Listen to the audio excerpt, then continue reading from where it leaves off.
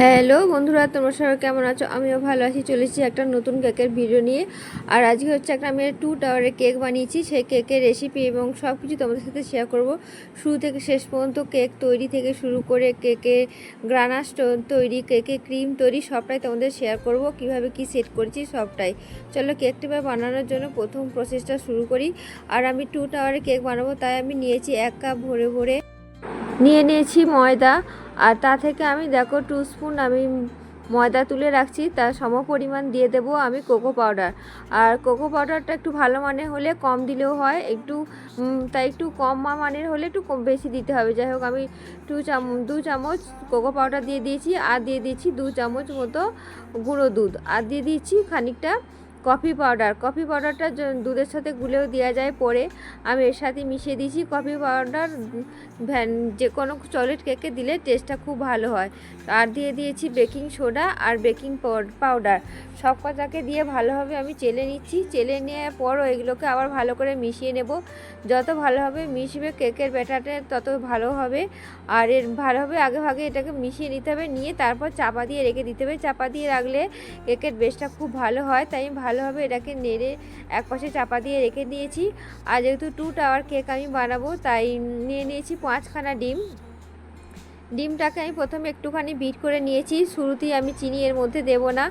তারপর নিয়ে নিয়েছি 1 কাপ মতোই আমি চিনি। আমি আগে থেকে পেস্ট করে নিয়েছি। চিনিটা আগে থাকতে পেস্ট করে নিলে চিনিটা ডিমের সাথে মিশতে খুব তাড়াতাড়ি মিশে যায়, নাহলে একটু সময় লাগে। আর দেখো, ডিমটা আমি যখন বিট করতে শুরু করি, একটুখানি বিট হওয়ার পর থেকে চিনিটা দিতে শুরু করি। আর চিনিটা কিন্তু একবারে দিলে হবে না, খেপে খেপে দিতে হবে।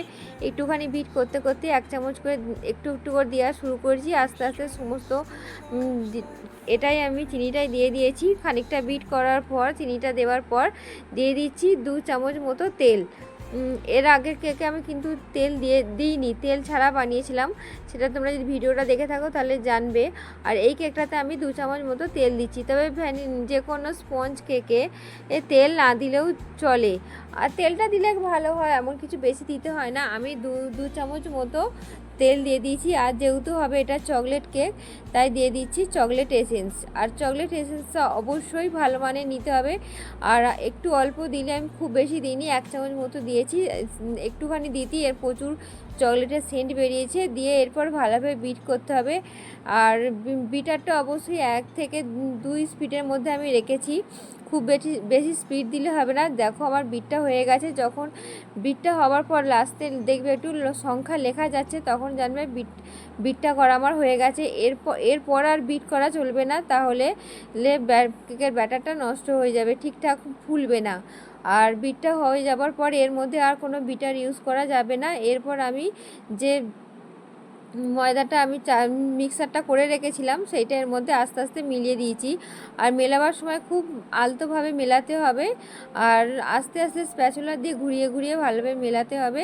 আমি ভালোভাবে এর মধ্যে এটাকে বিটারের সাহায্যে, স্প্যাচুলার সাহায্যে ভালোভাবে মিশিয়ে নিয়েছি। আর দেখো, আমি যেহেতু 2 টাওয়ারের কেক বানাবো, তাই 2টো বাটির মধ্যে আমি এই ব্যাটারটাকে ঢেলে দিচ্ছি। আর ব্যাটারটা ঢালবার আগে আমি বাটি দুটোকে রেডি করে রেখেছিলাম হচ্ছে বাটার তেল দিয়ে আর একটু বাটার পেপার দিয়ে আমি ওটা রেডি করে রেখেছিলাম। আর দুটোর মধ্যে ভাগ করে দিয়ে দিচ্ছি, একটা একটু বড় আর একটা একটু ছোট।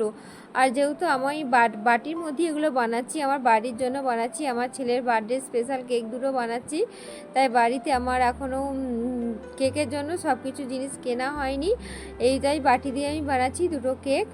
আর চলো, আমি যেহেতু গ্যাসের চুলাতে বানাবো, ওখানে আমি ওভেনে আমি বসিয়েও দিয়েছি, যার মধ্যে কেক দুটো বানাবো সেগুলো ফ্রি হিট করতে দিয়ে দিয়েছি। ফ্রি হিট করার পর দেখো, দুদিকে দুটো ওভেনে গ্যাসটা বসিয়ে দিয়েছি আমি। কেক দুটো প্রায় 40 থেকে 45 মিনিট হতে দিতে হবে। হওয়ার পর দেখো, কেক দুটো আমি 45 মিনিট পর ফিরে এসেছি, হয়ে গেছে। আমি একটু টুথপিকের সাহায্যে দেখলাম যে লাগেনি, তাহলে ভাবলাম কেকগুলো হয়ে গেছে। এবার ওদেরকে ঠান্ডা করতে দিয়েছি। এরপর আমি তৈরি করে নিচ্ছি হচ্ছে গ্রানাশের জন্য আমি প্রথমে ডার্ক চকলেট ভালোভাবে একটু ছোট ছোট করে মানে টুকরো টুকরো করে নিয়েছিলাম, নিয়ে এর মধ্যে গরম জলের মধ্যে বসিয়ে এটাকে গ্রানাসটাকে বানাচ্ছি। আর এর মধ্যে দিয়ে দিয়েছি হচ্ছে 1 চামচ বড় চামচের 1 চামচ হচ্ছে হুইপ ক্রিম। আর হুইপ ক্রিম দিয়ে গানাশ বানালে গানাশটা খুব সুন্দর হয়। দেখো কতটা চকচকে ভাব। এটা দুধ দিয়েও বানানো যায়, দুধ দিয়ে বানালে কিন্তু এতটা সুন্দর গানাশ হয় না, সেটা এত চকচকে ভাবও হয় না। দেখো আমার গানাশটা পুরোপুরি রেডি হয়ে গেছে। এখন একটু পাতলা মতো হয়েছে, কিন্তু জুড়িয়ে গেলে এটা পুরো ঘন হয়ে যাবে। চলো গানাশটা তো আমার রেডি হয়ে গেছে। এবার কেক দুটোকে আমি আমার বাটি থেকে বার করে নিই। আর দেখো কেক দুটো কিন্তু সমানভাবে ফুলেছে, কোনো উপর দিকে এমনি ফুলে যায় যে সেই জিনিসটা হয়নি, একদম সমান যতটুকু মানে যতটা ফোলার দরকার ফুলেছে সমানভাবে। আর দেখো কতটা পরিমাণে নরম হয়েছে কেক দুটো কেকই সুন্দরভাবে নরম হয়ে ফুলেছে। আর কতটা স্পঞ্জি হয়েছে দেখতেই পাচ্ছ কেক দুটো, তোমাদের সাথে সেটাও দেখাচ্ছি কতটা স্পঞ্জি হয়েছে কেক দুটো। চলো কেক দুটোকে আমি এবার স্লাইস করে নেব। 3টে করে ভাগ করে নিয়েছি, দুটো কেকই আমি কেটে নিয়েছি 3টে করে। কতটা পরিমাণে নরম হয়েছে কেক দুটো, একদম হাতে ধরা যাচ্ছে না, এত নরম হয়েছে। আর যেহেতু আমি বাড়ির জন্য কেকটা বানাবো, প্রথমেই বললাম আমার ছেলের বার্থডে স্পেশাল কেক, তাই আমি কেকটা আমি প্লেটের মধ্যেই বানাবো। এই যে প্লেটটা আমি এখানে রেখেছি এই প্লেটটার মধ্যেই কেকটা আমি বানাবো। তার জন্য আমি নিয়ে নিচ্ছি একটা বড় বাটি, তার মধ্যে নিয়ে নিচ্ছি 2 কাপ মতো হুইপ ক্রিমটাকে একটু বরফ ঠান্ডা রাখতে হবে, একবারে গলে গেলে হবে না। ফ্রিজে যখন হুইপ ক্রিমটা থাকে তার 1 ঘন্টা রেডি করার আগে 1 ঘন্টা আগে বার করে রাখতে হবে বরফ ঠান্ডা। হুইপ ক্রিমটাকে এবার বিট করতে হবে। এটাতেও কিন্তু খুব বেশি স্পিড দিলে হবে না, 1 থেকে 2 স্পিডে আমি রেখে হুইপ ক্রিমটা আমি বিট করছি। আর যেহেতু এটা চকলেট কেক, তাই হুইপ ক্রিমটার মধ্যে খানিকটা আমি দিয়ে দিচ্ছি গ্রানাশ, যে গ্রানাশটা আমি একটু আগে তৈরি করেছিলাম সেই গ্রানাশটাই এর মধ্যে দিয়ে দিচ্ছি। আর গ্রানাশটা পরিমাণ মতো দিতে হবে, কতটা চকলেট ক্রিমটার মধ্যে কালার চাইবে সেই হিসেবে। তো ক্রিমটা আমার রেডি হয়ে গেছে, দেখো একদম আর নিচের দিকে পড়ছে না, উপর করে দেখিয়ে দিলাম। চলো এবার কেকটা রেডি করি। আমি যেহেতু বললাম বাড়ির জন্য বানাচ্ছি, তাই আমি প্লেটের উপর একটু ক্রিম দিয়ে একটা কেক বসিয়ে তার উপর দিয়ে দিচ্ছি সুগার সিরাপ দেওয়ার পর দিয়ে দিচ্ছি একটুখানি গ্রানাশ, তারপর দেবো ক্রিম। আর তবে প্রচুর পরিমাণে আমি ক্রিম দেবো না ভরে যেহেতু বাড়ির সবাই খুব একটা ক্রিম কেক পছন্দ করে না, কিন্তু পরে এই কেকটা পরে সবাই খুব পছন্দ করেছিল, মানে খেয়ে সবাই খুব প্রশংসা করেছিল, তাই বলেছিল ক্রিমটা আরেকটু বেশি দিলে ক্ষতি হতো না। যেহেতু তাদের কথা মতোই প্রথমে ক্রিমগুলো আমি একটু কমই দিয়েছি, পরে তাদের এত ভালো লেগেছিলো, তারা বলেছিল আরও ক্রিম দিয়ে বানালেও তাদের মানে খুব পছন্দ হয়েছিল। যাই হোক প্রতিটা স্লাইসকে আমি সেমভাবে বসাবো, একটু করে সুগার সিরাপ, ক্রিম এবং গ্রানাশ সব কটা কি এইভাবে প্রতিটা লেভেলে এইভাবে লাগিয়ে দুটো কেক কি সেমভাবে রেডি করব। দেখো একটা প্রথমে বড়টা করছি, তারপর ছোটোটা করব। ক্রিমটাকে দিয়ে আস্তে আস্তে প্রথমেই বললাম যে আমি খুব বেশি এতে যতটা আমি ক্রিম দিয়েছি, তবে আরও বেশি ক্রিম দিলে তবে আরও সুন্দর মানে গোল ভাবটা আসতো। বাড়ির সবাই প্রথমে ক্রিম কেক, দোকানে যে ক্রিম কেকগুলো খায় না তাদের তো ক্রিমটা পছন্দ হয় না, তাই ক্রিম দিতে বারণ করেছিল কম। কিন্তু আমি যেহেতু ভালো মানে ক্রিম দিয়ে বানাচ্ছি, তারা বুঝতে পারেনি যে ক্রিমটা এত ভালো খেতে। তাই তোমরাও একটু ভালোভাবে হুইপ ক্রিম নেবে, যাতে ক্রিমটা খেলে কোনো ক্ষতি না হয় এবং ক্রিমটা খেতে খুব সুন্দর হয়। আর এমনি দোকানে ক্রিমগুলো খেলে দেখবে একটু তেলে ভাব থাকে, এই ক্রিমটা কোনো তেলে ভাবই ছিল না, এত ভালো এই ক্রিমটা। একটু ভালোভাবে ক্রিম নেবে তাহলেই হবে। আর দেখো প্রথম কেকটা তো আমার রেডি হয়ে গেছে, দ্বিতীয় কেকটা ঠিক সেম প্রসেসেই রেডি করছি। একটু সুগার সিরাপ, একটু গ্রানাশ আর একটু ক্রিম দিয়ে এইভাবেই রেডি করছি।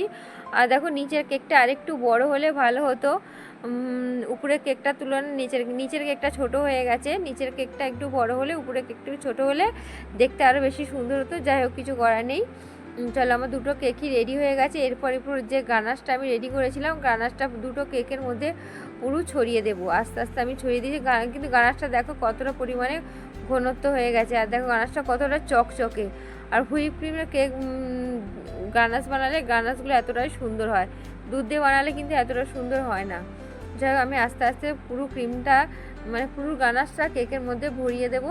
যেহেতু চকলেট কেক, দেখো এতটাই আমি যতটা ছিল সবটাই ঢেলে দিয়েছিলাম বলে পুরো প্লেটটা ভর্তি হয়েছিল গ্রানাশে। তাই আমি এটুকু খানিকটা পর ওটাকে একটু ফ্রিজে রেখে দিয়ে সেট আপ করে আবার খানিকটা চকলেট আমি মুছে নিয়েছিলাম। পুরোটা চকলেটটা নষ্ট হচ্ছে বলে আমি পুরোটা মানে মুছে দিইনি কেক, ওই প্লেটের মধ্যে যে কেকটা লেগে আছে ওই চকলেটটা, কারণ বাড়িতেই তো খাওয়া হবে তাই বেশি আর মুছিনি। তবে একটুখানি মনে হচ্ছে গানাশটা একটু বসলে ভালো হতো, তাই আমি আর একবার ফ্রিজে রেখে এসেছিলাম। রেখে এসে তারপর কেকটাকে আবার রেডি করছি। দেখো এইভাবেই আমি একটা নিয়ে নিয়েছি।